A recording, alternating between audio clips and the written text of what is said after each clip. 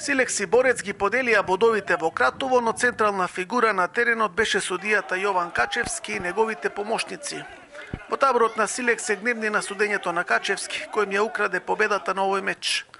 Првата судиска кражба ја бележиме во 4-та минута, кога му поништија регуларен погодок на Ѓорѓиев поради наводен офсет.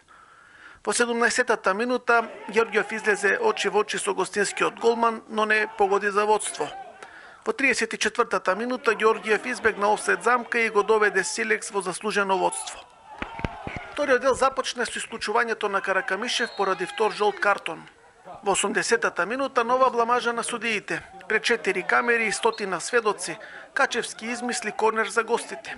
Веднаш по корнерот Велешани добија пенал и израмнија преку Мишов. По судиското продолжение Силекс постигна погодок кој беше поништен поради офсет.